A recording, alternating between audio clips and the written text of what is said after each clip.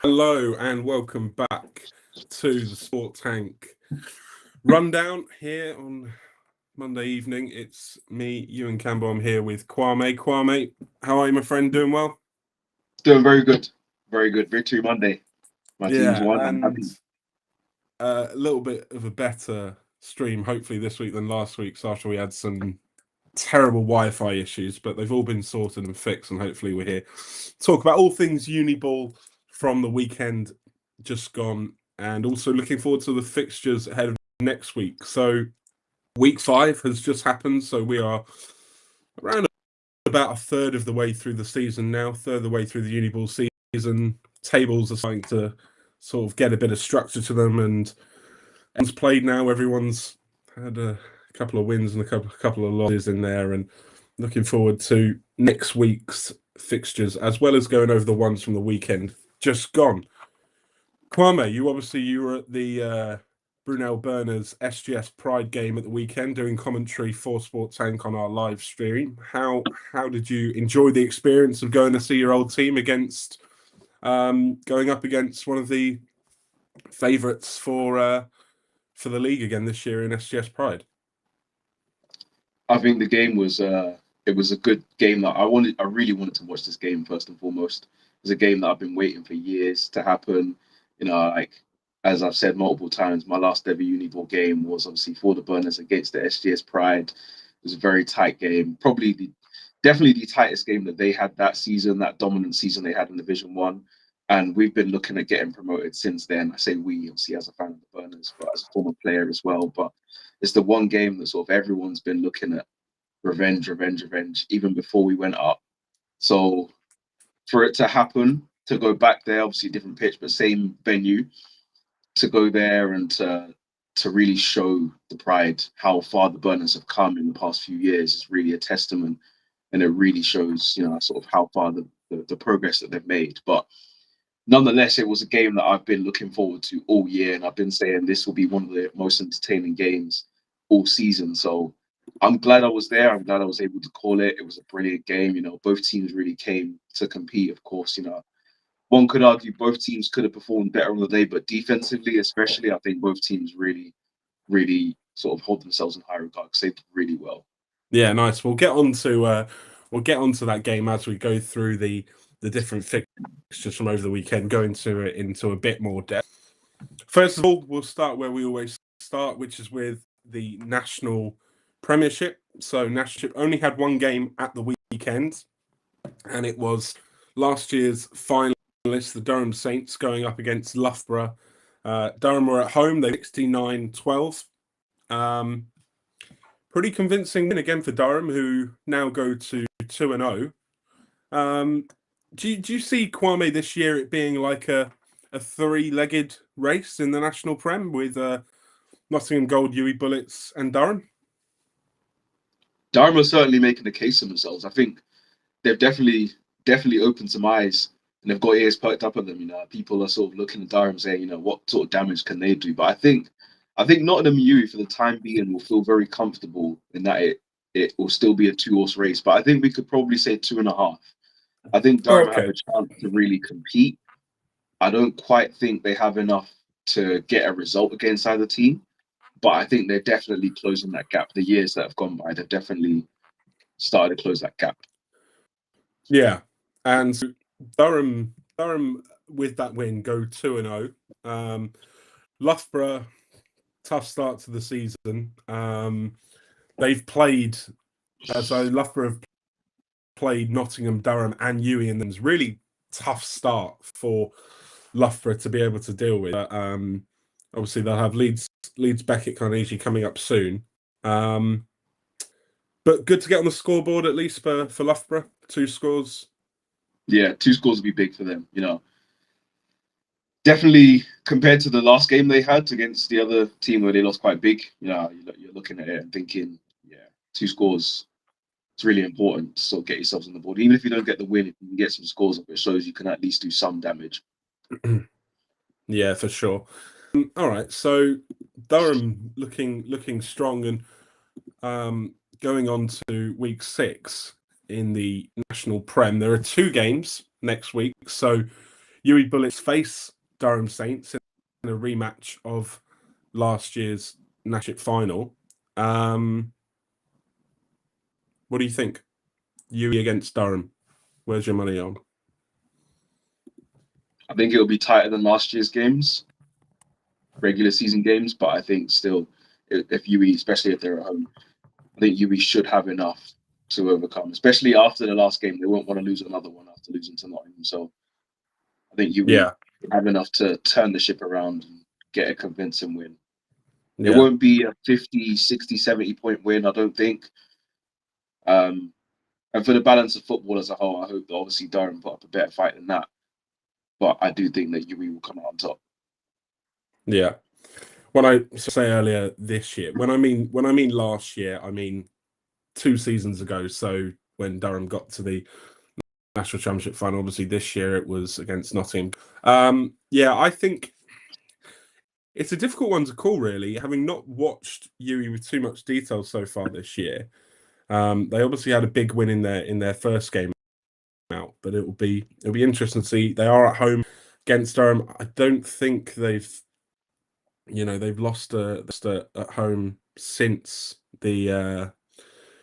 since I can't remember if Nottingham Gold was at home when they lost last year. I think it was. I think UE were at home in UE were at home in that game.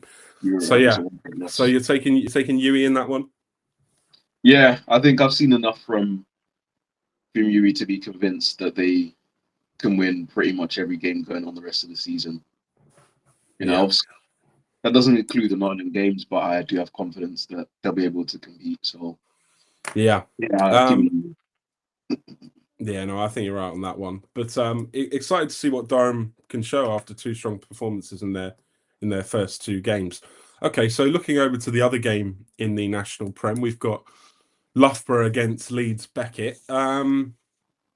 Both teams 0-3 at this moment in time, having, again with Leeds, having faced the other 3 teams in the division. Tough for both teams, you would say, to be able to sort of challenge in this league with the amount of resources that the other 3 teams have. Who's your money on when it goes between Loughborough and Leeds?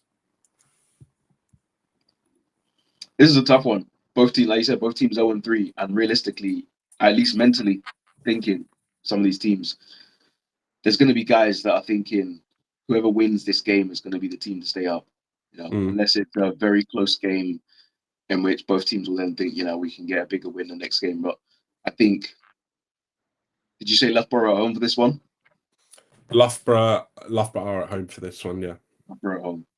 I think they'll have just about what it takes to get over the line. I think it'll be another close one. I remember I called the UE Nottingham game to be close, but I think this will be close. There'll be a score within it. Yeah, I think I feel right as well. I think I've got a friend at Loughborough, one of our O linemen, and whenever I speak to him, they sort of they've had chances and stuff to score, and they have some stuff going on offense, but defensively at times they've struggled. I can see it, like you said, being a close one this week, maybe a 1-score game, but I am going to just lean in favour of Loughborough this week. But Leeds Beckett over the years have been a really strong team as well, and been able to put up points on some of the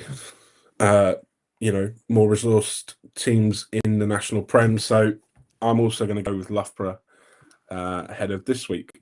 Okay, so that's all done with the National Prem. Let's now take a look at the Prem North. There was no games in the Prem North this week as NTU Renegades and Newcastle Raiders was unfortunately postponed. I think it was because of weather. Disappointing, obviously. I think it was called off quite early in the week, though, this one. I think it was called off on Tuesday. So good that people will be able to enjoy their weekends and whatever and not get it called off on the day. I feel like, I don't know about you, it's always better when it gets called off nice and early, although you do want to see what weather's like. I've had times where the game's been called off on the day. It's just not the one. Just absolutely not the one. I've had to travel. I've had games where I've traveled beforehand because I lived closer to the game than the campus, so it made more sense for me to travel, to walk to the game than to stay at uni and take the coach. turned up at the field and found out that the game was cancelled as we got there. That's just not the one. So No, yeah, but they got not to enjoy ideal their at all. weekend.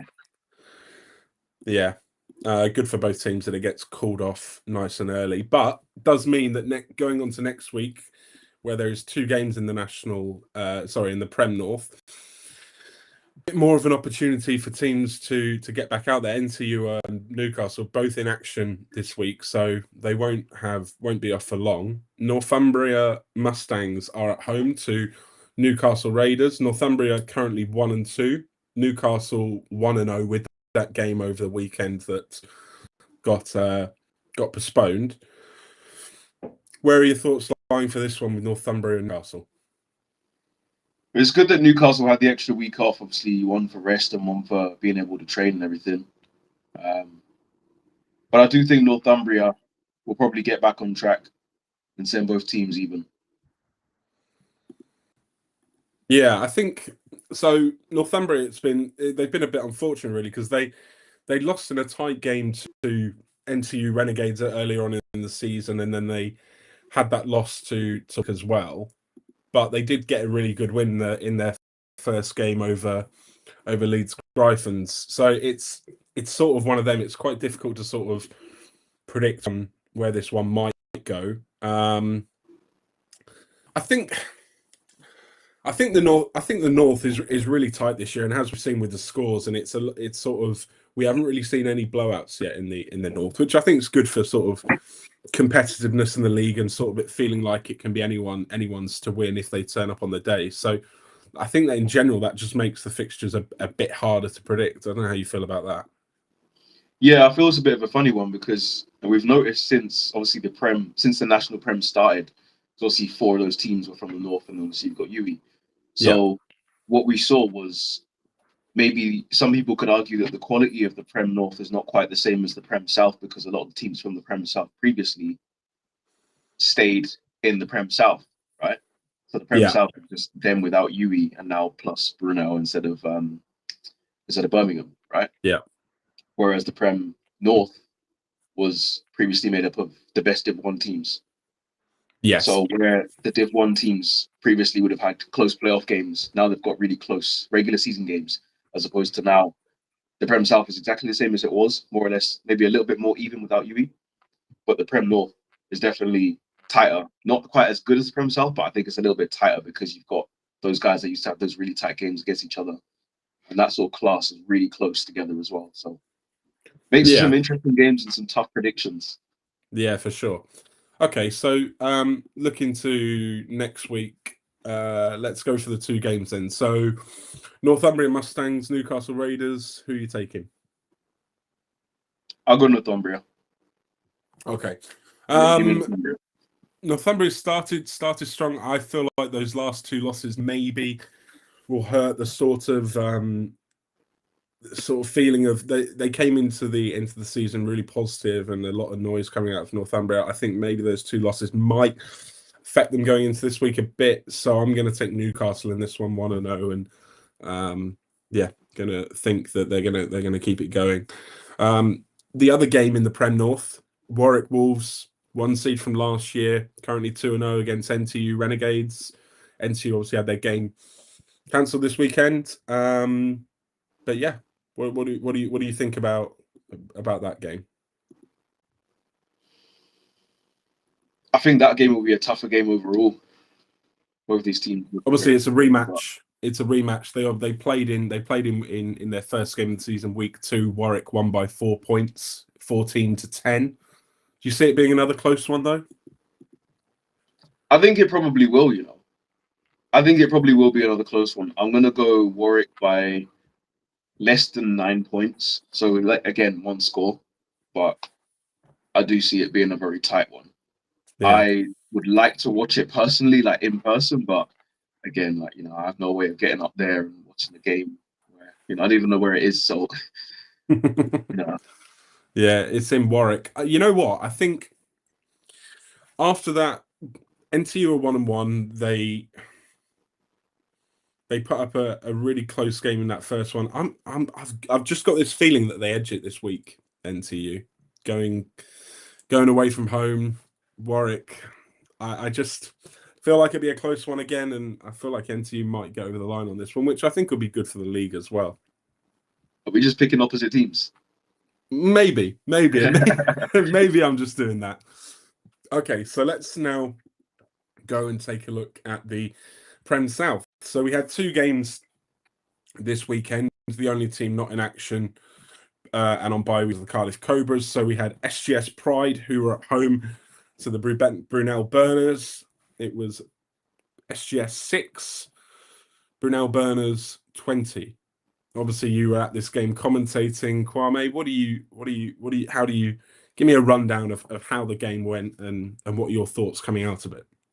So, as I said before, I'm going to say it again, but there's 2 things that I'm going to say that kind of contradict into each other. So, I think, yes, the Burners did win very comfortably, but I also think it was a game of fine margins. The game started off, if anyone was watching, good kickoff from the Burners, long return from the Pride. They had got down to about the 40-yard line. First play was fumbled. Then the Burners went for a 3 and out.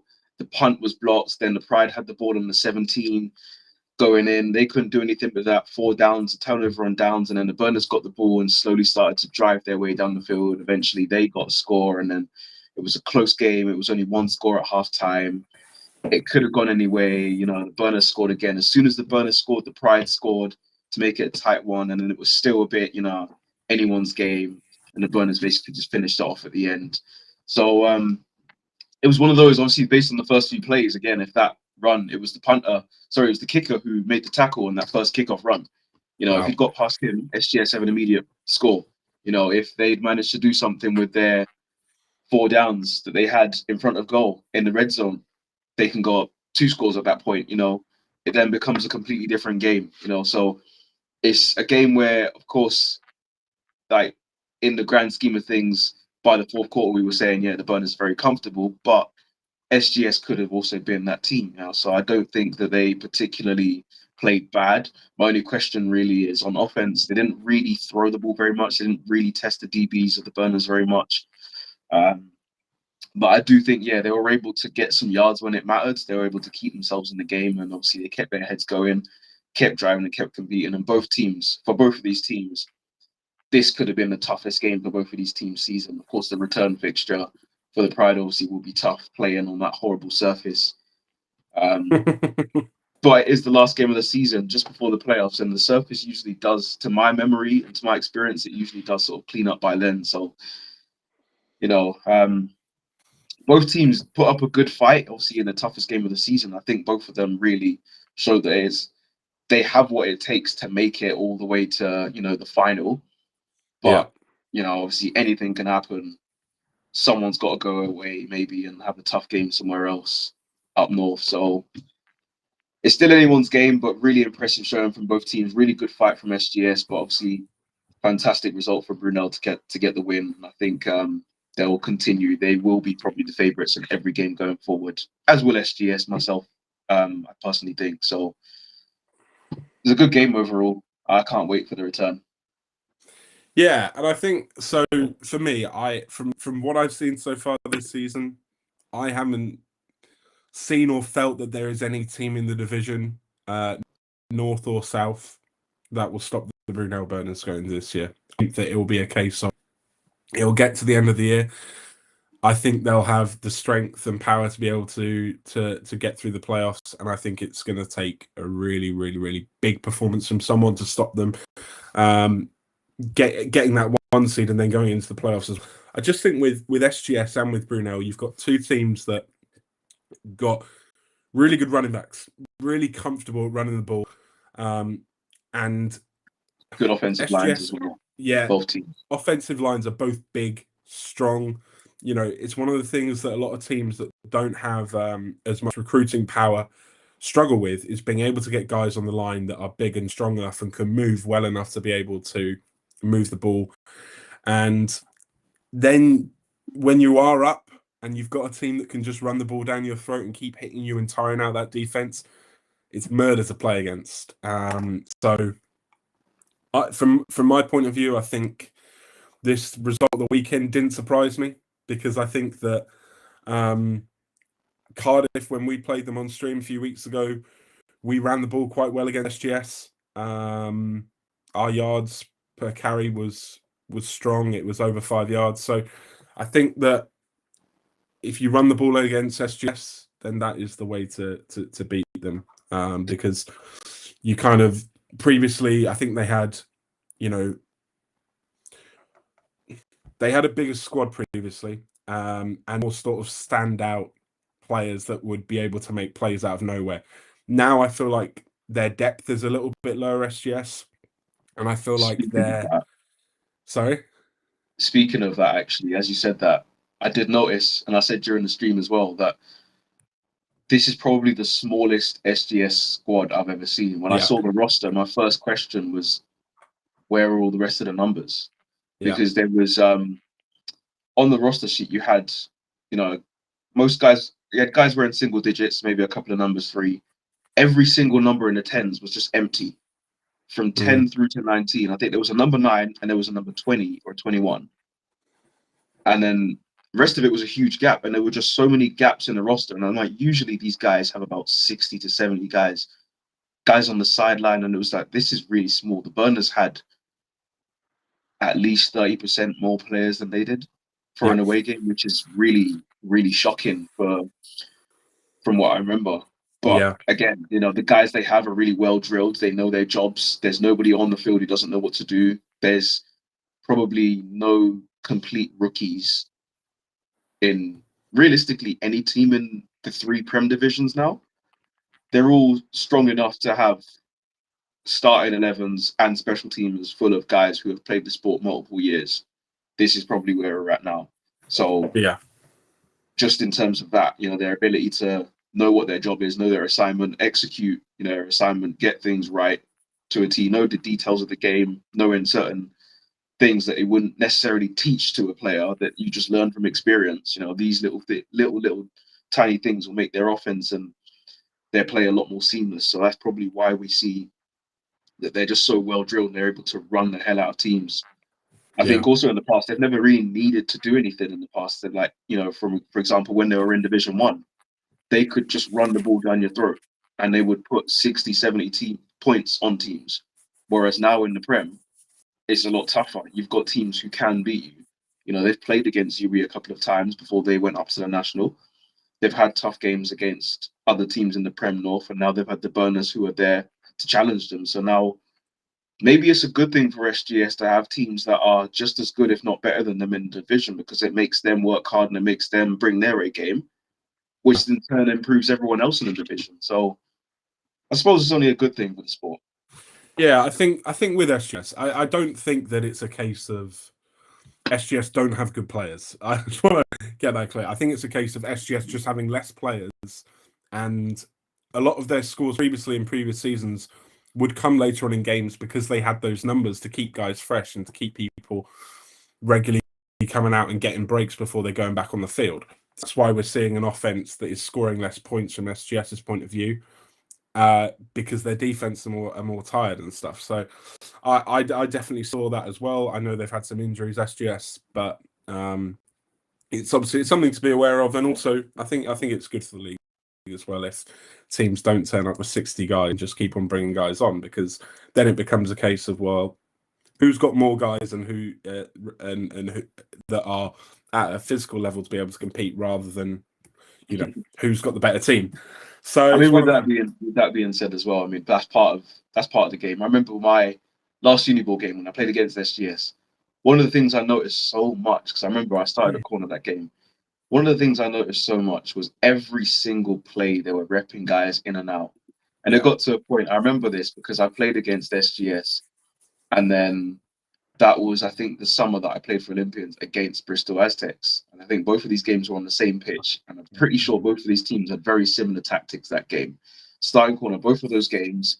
And by the first quarter, I just noticed immediately, right, there's a lot of running because we didn't have a lot of numbers at Olympians that game. We had about 25, 26 players on the day. There's a lot of running, and their wide receivers are running a lot of fades. So what they would do was have me cover a fade, rep the guy out, another guy comes in, fade, rep the guy, another guy comes in, fade, fade, fade. And it gets to a point where I'm gassed I'm gassed. I'm looking at their sideline like, guys, what the fuck, yeah? Like, how many you know what more? they're gonna do because How many they're more guys always can you gonna run bring the in? ball up. Yeah, and they've got guys who can just keep doing it. Guys who can run 30 yards up the field, take a break, let someone else do it again, and I've got to do the same thing, and I've got to cover them like this. And if I don't, they're throwing the ball. Yeah, But as soon as I'm covering, I know that they're running the ball the whole time. But this is one of the annoying things, and everyone who plays corner will understand me on this. Everyone who plays corner against a run-heavy team will understand that sometimes the other wide receiver's job, their only job during the whole game, is to just piss you off. That's literally what it is. Because you know sometimes the QB, sometimes you look at him, he doesn't have the arm. You know he's not going to throw the ball on you, yeah, or he might throw it the other side. So sometimes your game becomes boring. It just becomes running with someone.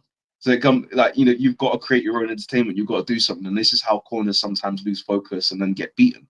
So I've seen it in the past, and I've seen how teams operate. When you have numbers on the sideline, you can do whatever you want. And some of this, what I just said, some of it is just mind games.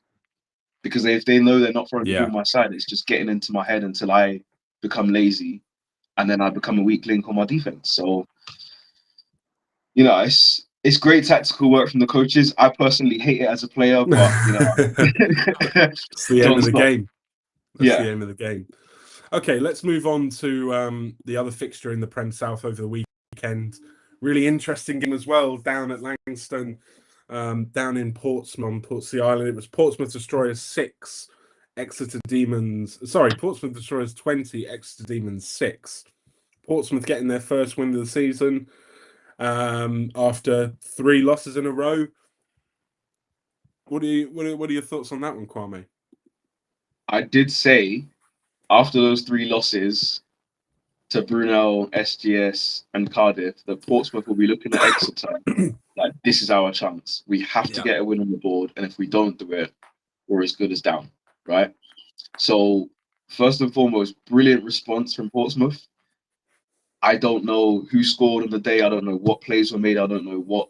I wasn't watching the game, and I don't have footage of the game, but brilliant execution nonetheless, because they had to get a result there. It's essentially do or die.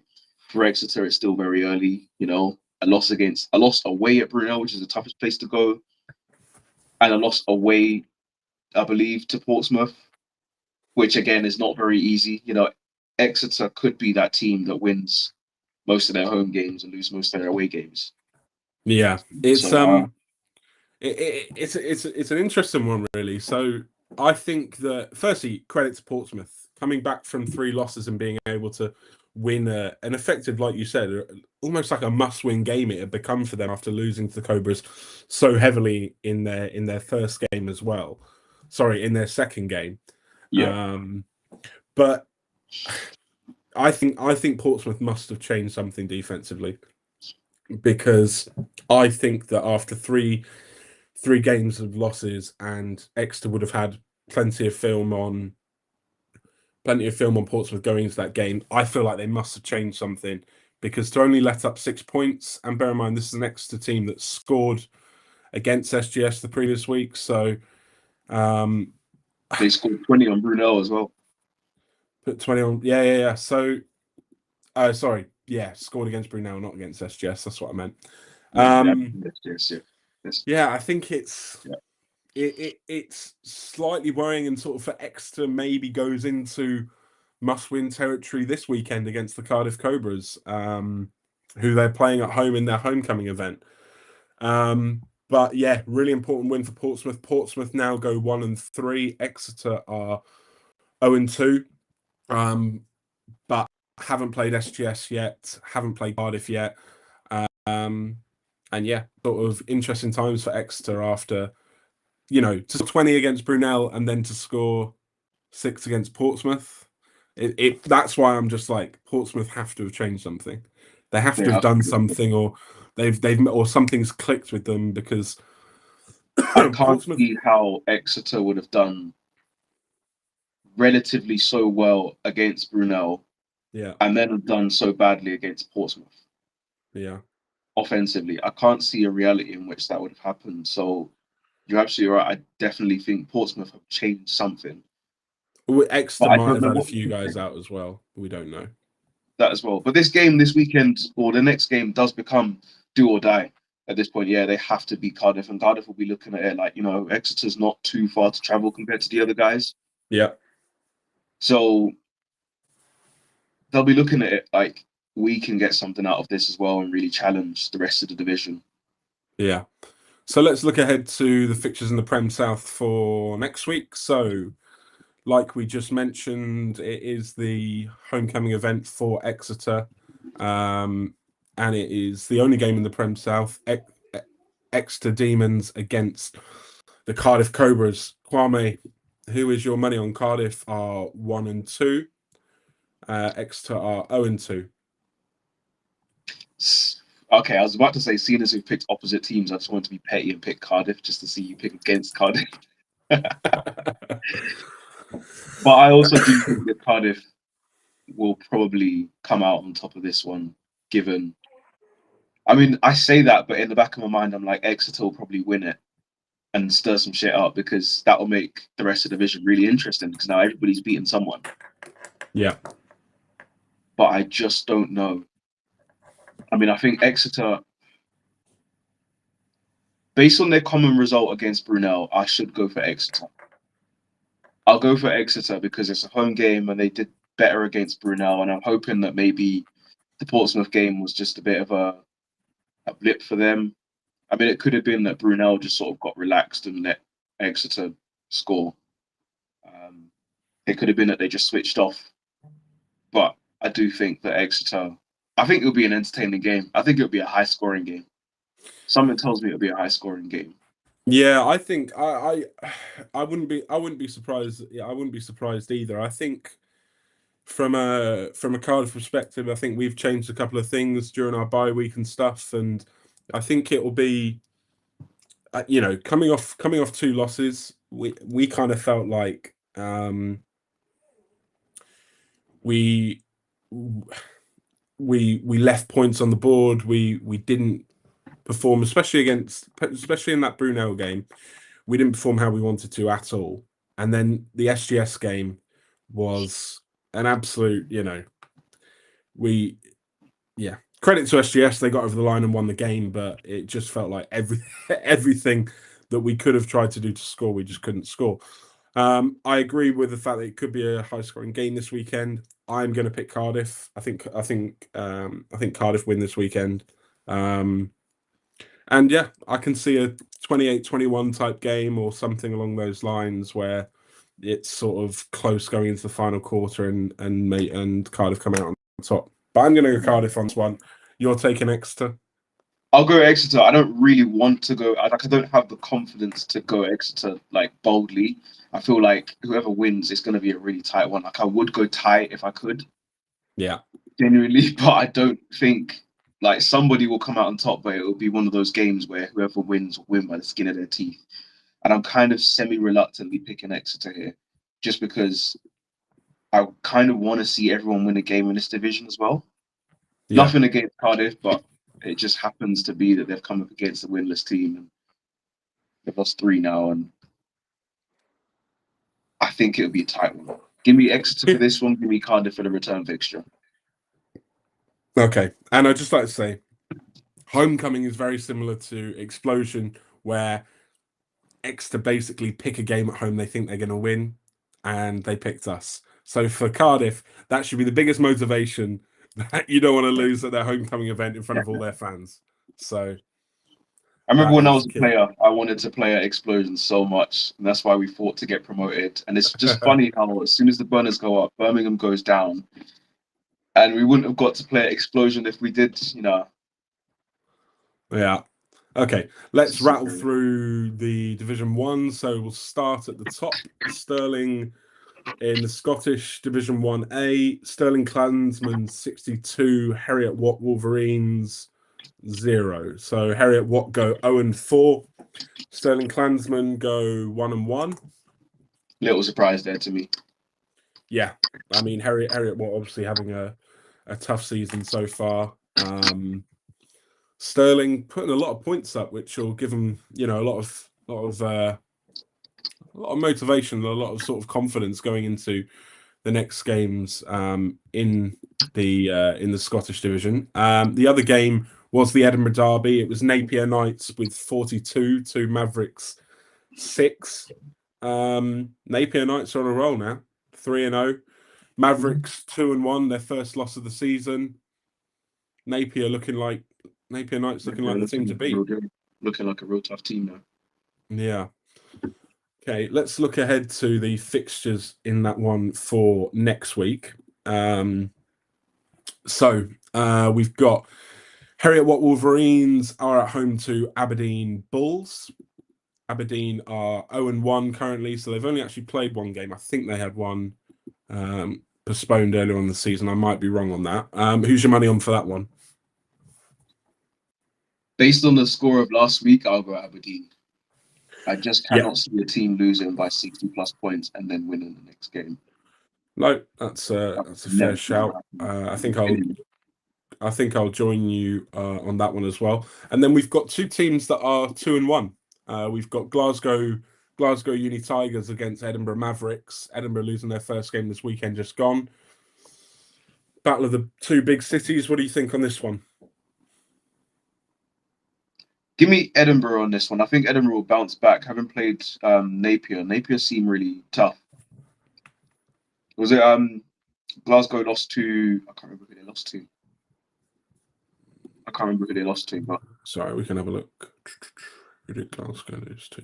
Glasgow lost to Mavericks 22-0 in the fixture earlier on in the season. I mean, it was a tighter loss. I really should pick Glasgow, but I'll go with Edinburgh. Just for literally no apparent reason, I'll go. Yeah, I'm going to go with the Mavericks as well. So now we can have a look at all the teams in the Scottish division. I believe so. Yeah. So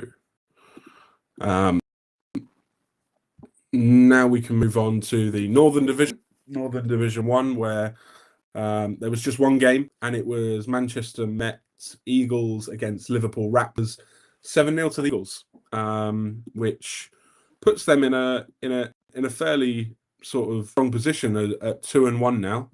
Third in division. Liverpool go to 0-3. Actually, my old offensive line coach Josh Wallace, who was a Bristol Aztecs and Cardiff Cobras up at Manchester Met, coaching O-line there. So only 7 points, Josh, but good to get the win over the line for the Eagles. Liverpool going 0-3. Thoughts, Kwame?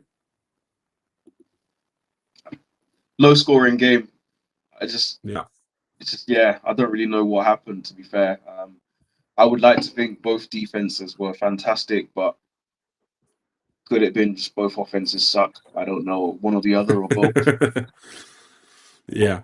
So fixtures for next week, we've got the Lancashire Rams against MMU Eagles. Lancashire Rams are 3-0.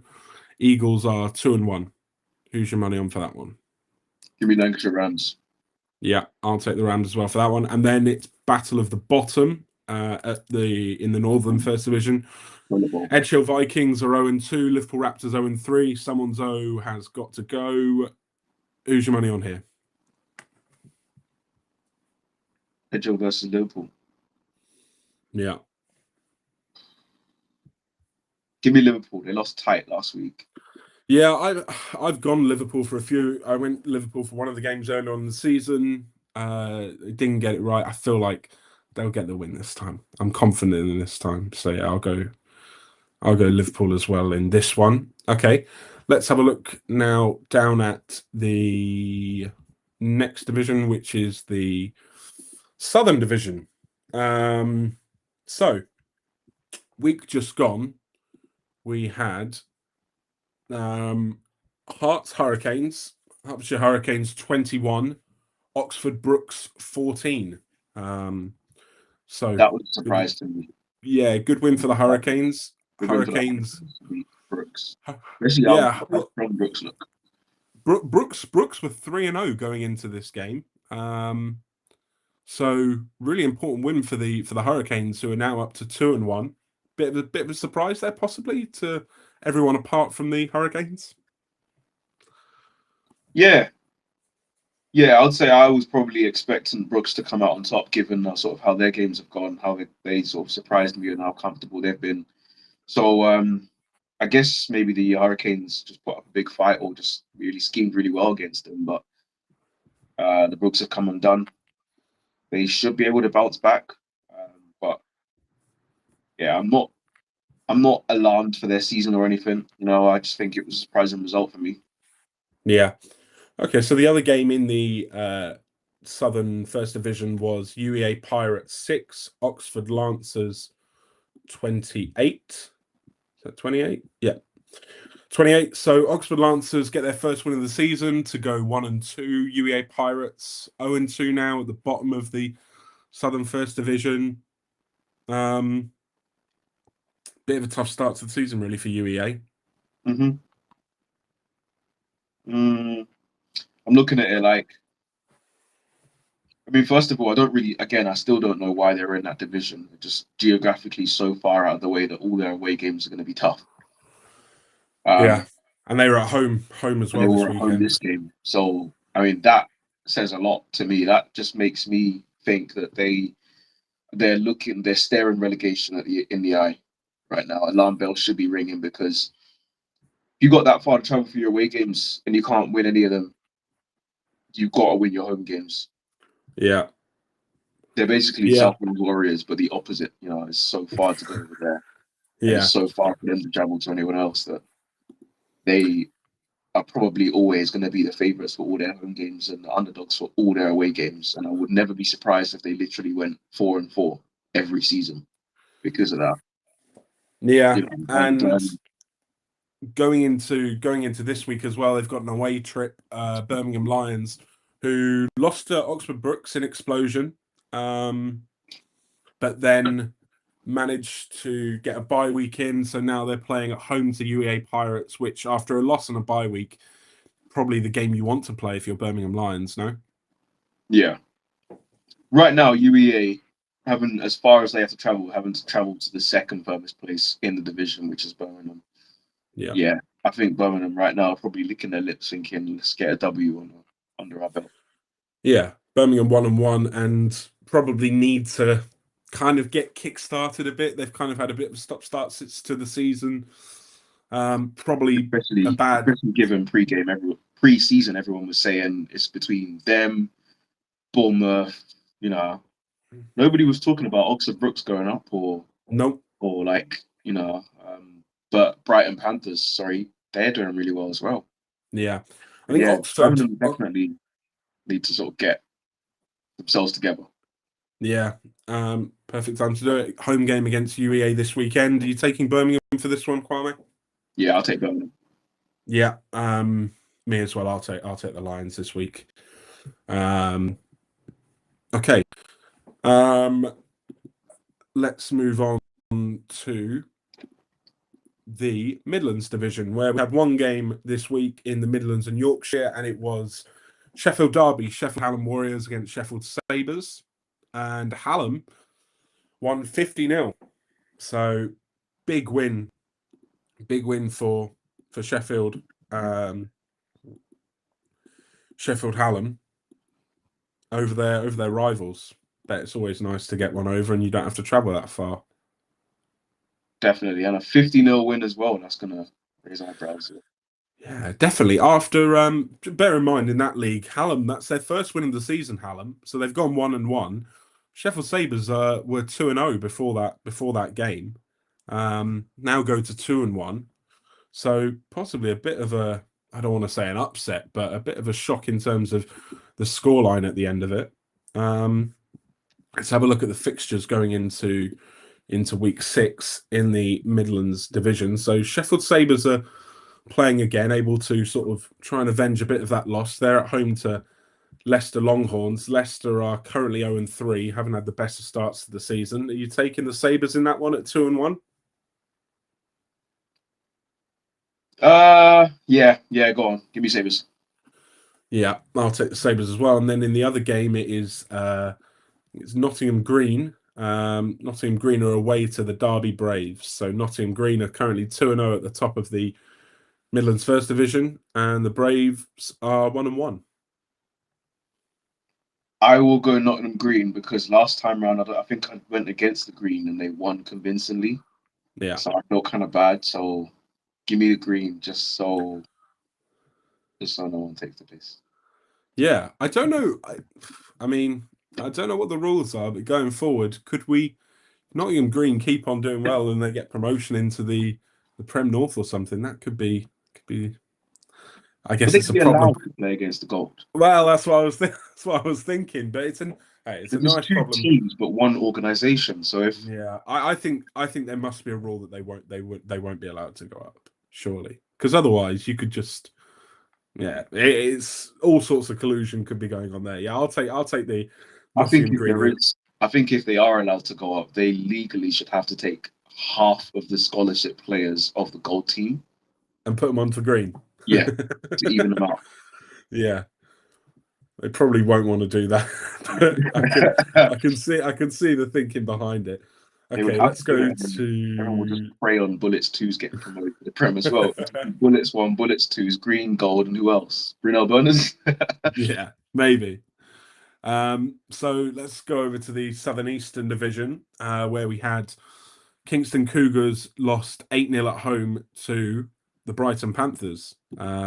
As you mentioned earlier on, Brighton are on On a good fire. little run at the moment and currently 3-0 in the Southern Eastern 1 division. Yeah, Brighton are on fire. It surprised me that they were put in that division instead of obviously them and UEA. You think geographically they should switch divisions, but I guess it's worked out really well for Brighton and not so much for UEA. And to get an easy win, maybe not an easy win, but 8-0 at somewhere that's not particularly easy to go to. The field Yeah, I've played in that Kingston field is not particularly great. It can get pretty chopped up and it's covered in leaves as well if it's the same place they played at before. mm, So it can be one of those places where sometimes you just want to go there and just get the win and just get out of there. So yeah, they've got the win. They're done with that. Don't have to go back this season. Job done. Who cares about the score? The one in the column, the +1 in the W column is what matters most. 100%. 100%. Kingston go to 0-3 as well. The other game in that division was a bit of a blowout. It was Kent Falcons 54, UCL Emperors 0. Kent Falcons go to 2-1, UCL go to 0-2. Really strong offensive performance there for the Falcons. Yeah, I've seen a bit of stuff behind the scenes with the Falcons. Obviously, they're doing a lot of work. They're doing really well, working with some of the teams in the Kent area as well. They've got players who have gone on to play for like the Exiles, for example, and a few other teams. So I'm not surprised that they're doing well because they're obviously reaping rewards of the guys that are there going to summer ball, and obviously they've recruited some guys pretty well as well. So I would expect to see Kent in Division One at some point soon. I would expect to see them competing regularly in Division One, Yeah, and pushing for the playoffs to try and get to the Prem South. yeah, yeah. Big game this weekend. Brighton Panthers against Kent Falcons, two at the top of the division. Brighton 3-0, Kent 2-1. Who are you taking in this one, Kwame? Give me Brighton in a tight one, despite everything I said about Kent.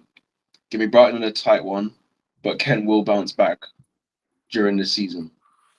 Okay, I like Kent in this one. I've got a few friends down at Brighton, but I'm gonna go Kent on this one, and hopefully Kent can capitalise on that big offensive performance they had this week just gone, and get a win against the undefeated Brighton Panthers. The other game in the Southern Eastern Division is UCL Emperors against KCL Regents. UCL 0-2, KCL 1-0. Who are you taking for that one? I'll take KCL on that one. I think they'll win quite convincingly. Yeah. Yeah, I'm going to go with KCL for that one as well. All right, let's push down on to the Southwestern Division. Few interesting results in that one. We had Southampton Stags 0, Bristol Barracuda 7. Barracuda with a shutout, and nice to see them getting their first win of the season, which takes them to second place. They're 1-2, but their first win is over the Stags.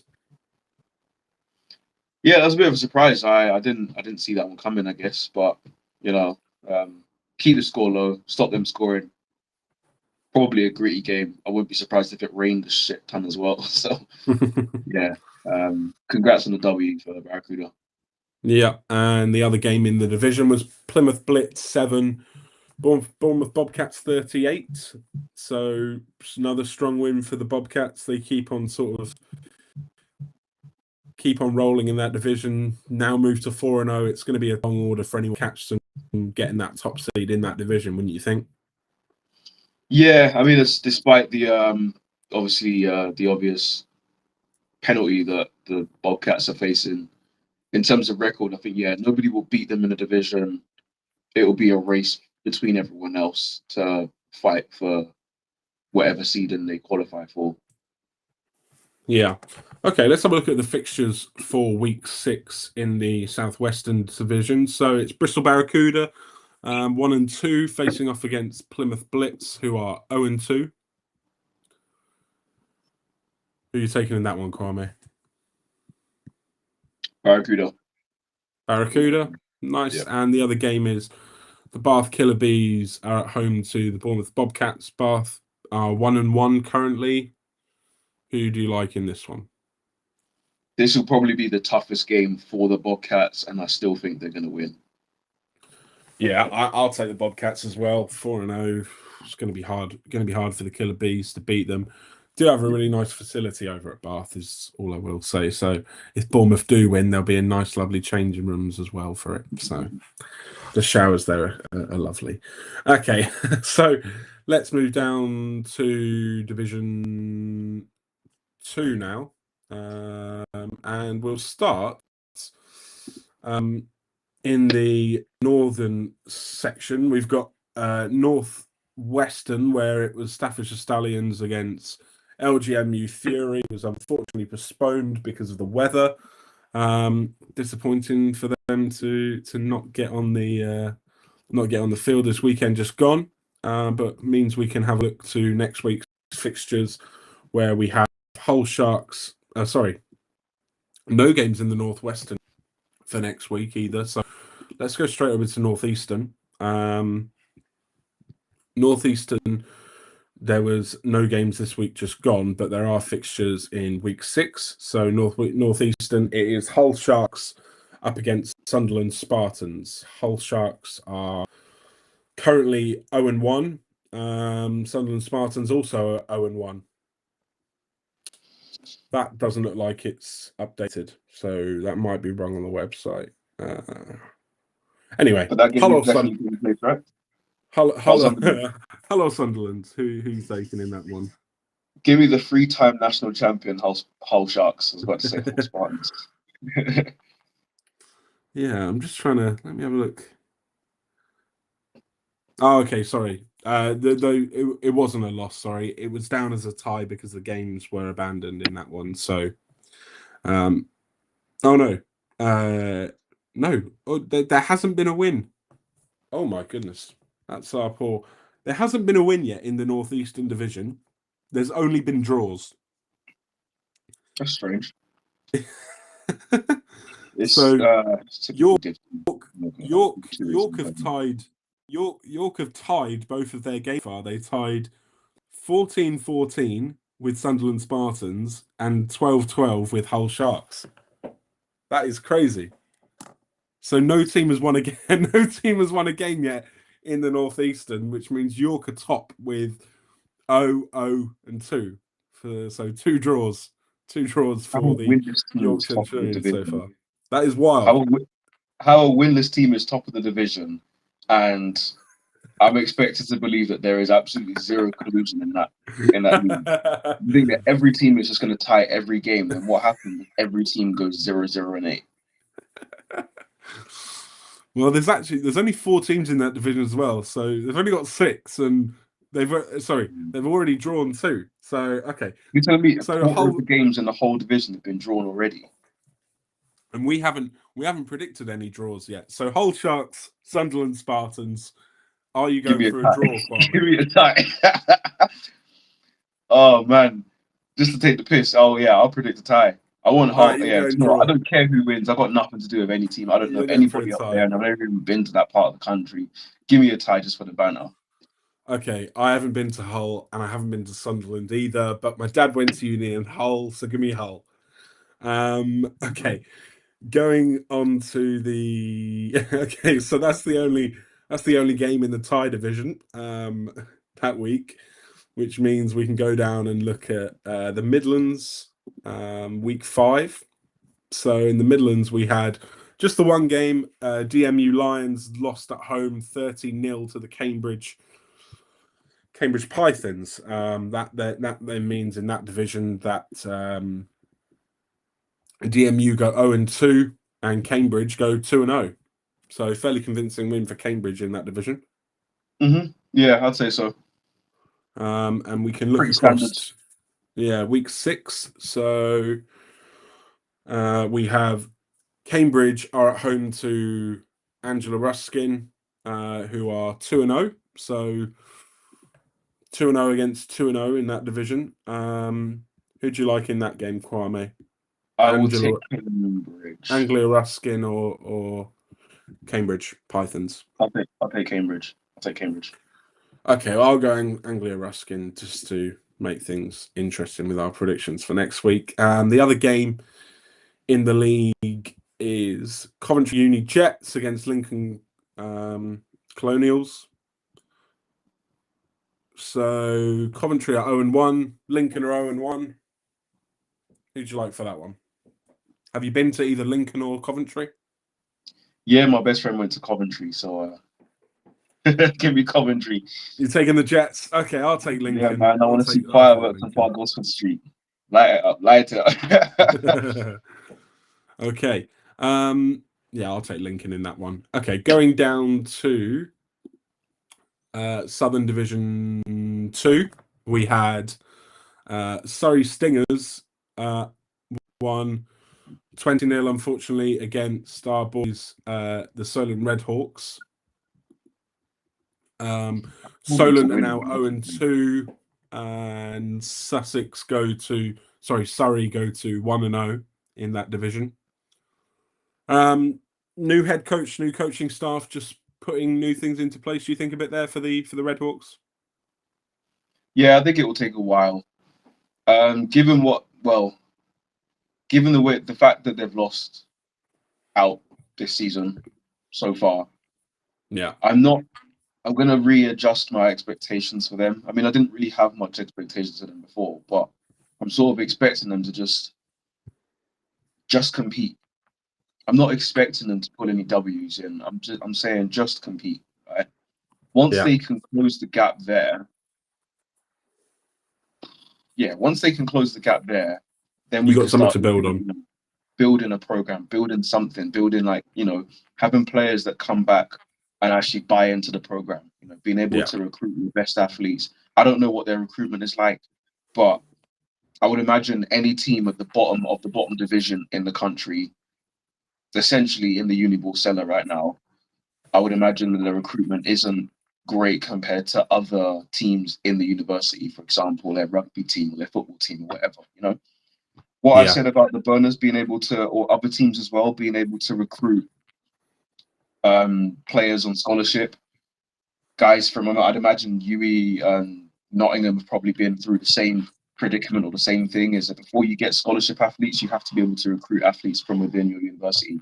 Now, whether that's athletes from other sports or athletes who are just big, hefty guys in the gym, you've got to be able to have a pool, because without that, you won't be able to maintain your scholars. You have to be able to attract guys in order for people to then say, I want to come and play for this organization. And nobody's going to say, whether it's an American coming from overseas or a GB level player over here, nobody's going to say, I want to go to the team at the bottom of Division 2 that didn't win a game last year or whatever.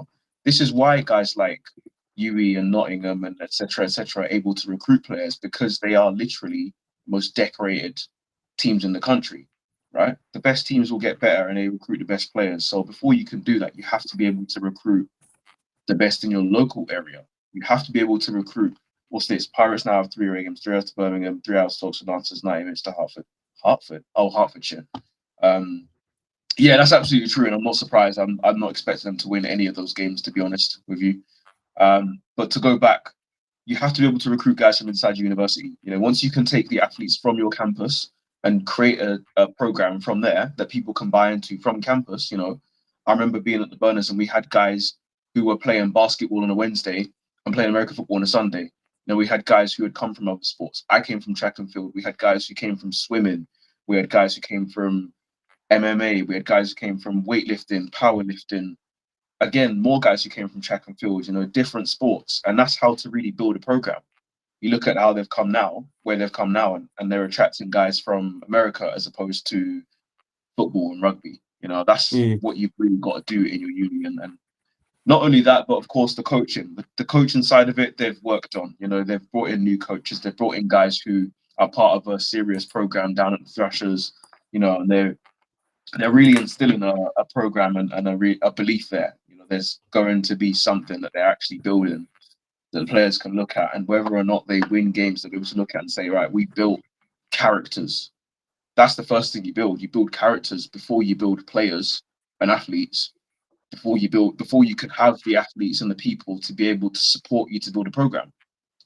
So they're really at building the foundations right now, and it will take a long time.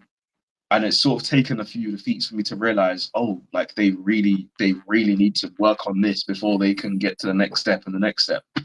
So right now, I'm just asking for them to just compete, just bring in something and just compete. And from then we'll see.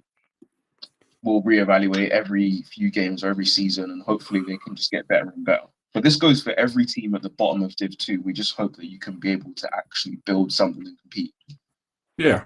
And I think also, you know, just scoring points, enjoying, improving, development of players is you know, is some of the most important things, and building friendships and sort of, as long as you leave the sport having gained more than you came in with, I think that's all that a lot of people can ask, especially at the levels where you know, it's harder to put a team out on the field and sort of compete against teams with more resources and stuff.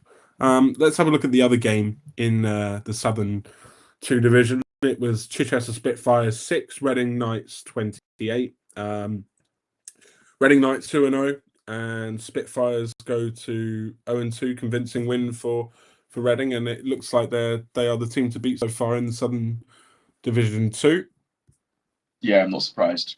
Reading are a funny one because they always do really well in Div 2, come up to Div 1, survive a couple of years, and then straight back down to Div 2, and they do really well. And they're basically in that sort of yo-yo period right now.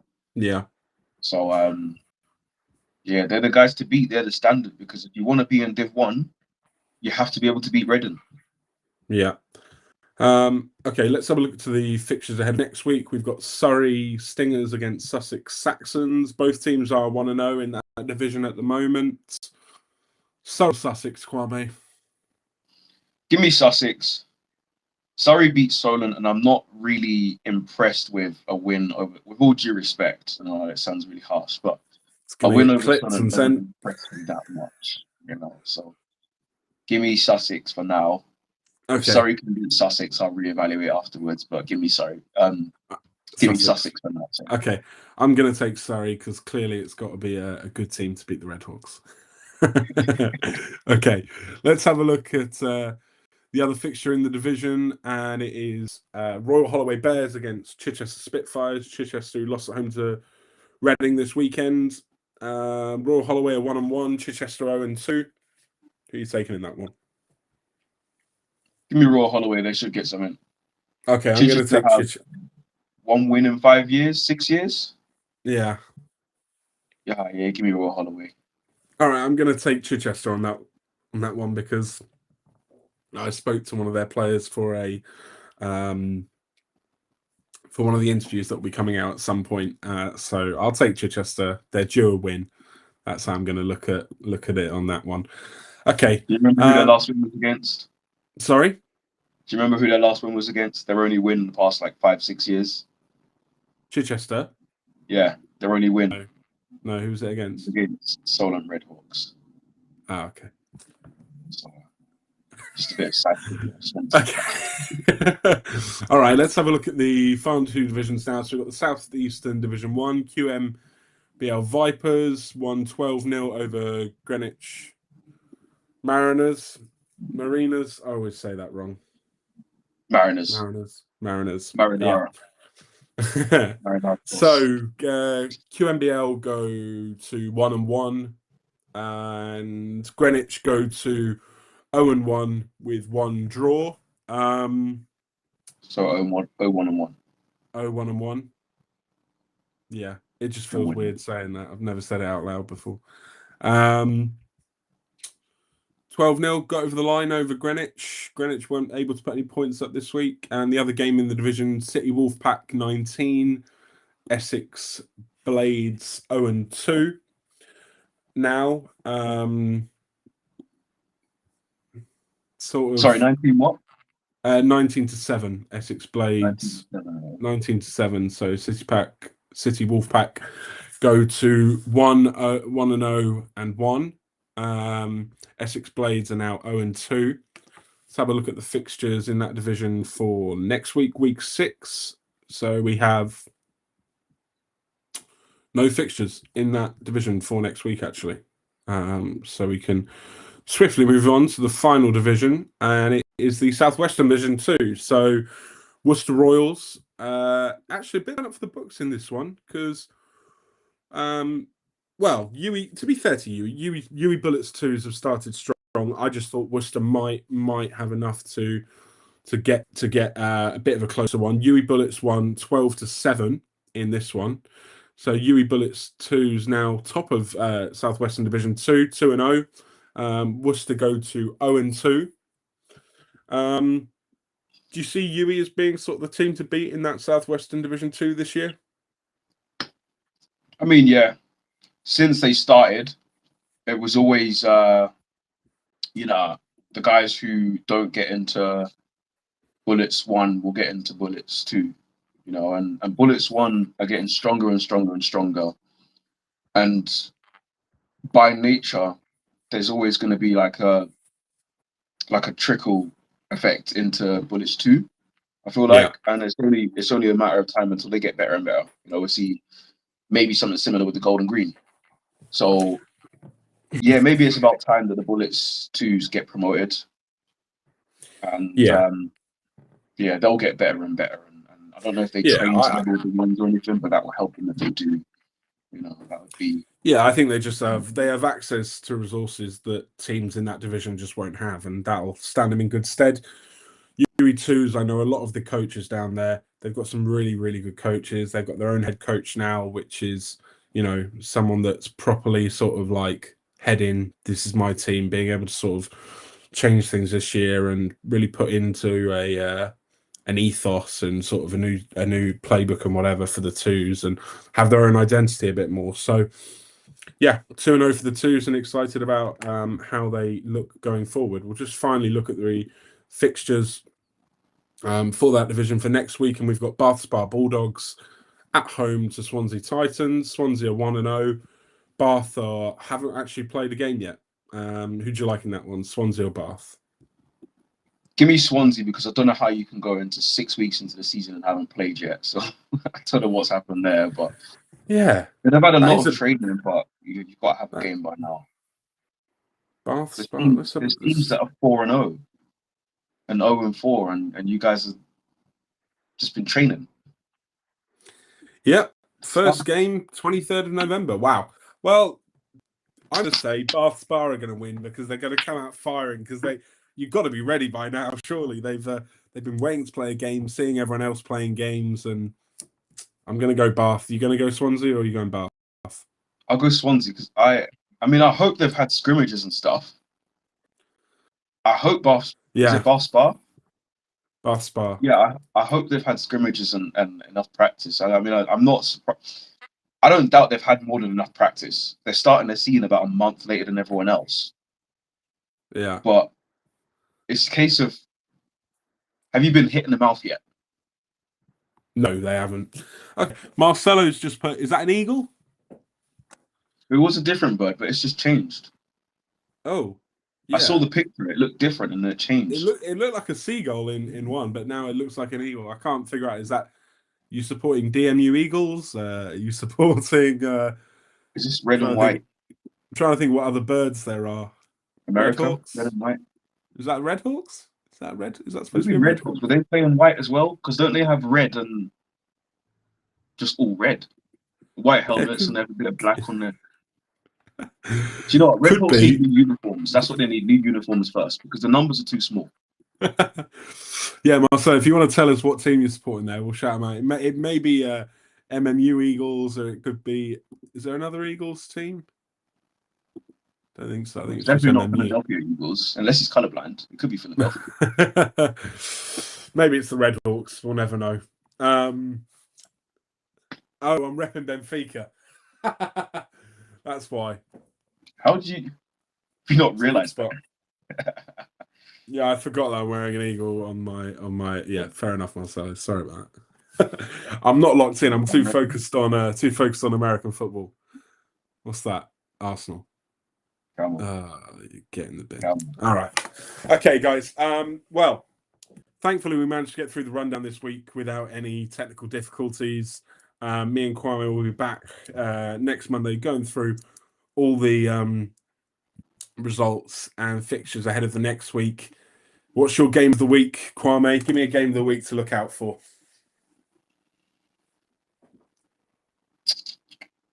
Because of what I said earlier, it's do or die. I'm going to say Exeter Demons versus Cardiff Cobras. Okay. Well, as I'm involved in that, I won't say that game. The game I'm looking out for this week for the result is going to be Warwick Wolves, NTU Renegades. I picked NTU, and I think that's going to be a really tight one, a close one, and I'm excited to see how that result goes. Kwame? I would like to give that an honourable mention because I would have picked that game if it wasn't for the Exeter game. But yeah, I agree. Both games I want to see the result for, but yeah, should be two good games, hopefully. Kwame, thank you for your time today, guys. Thanks for watching. Make sure to leave us a like and a comment if you like the content, and subscribe to Sports Tank. Stay up to date and turn notifications on. Stay up to date with all the content that we post out here at Sports Tank. Thanks for talking, Kwame, and see you soon.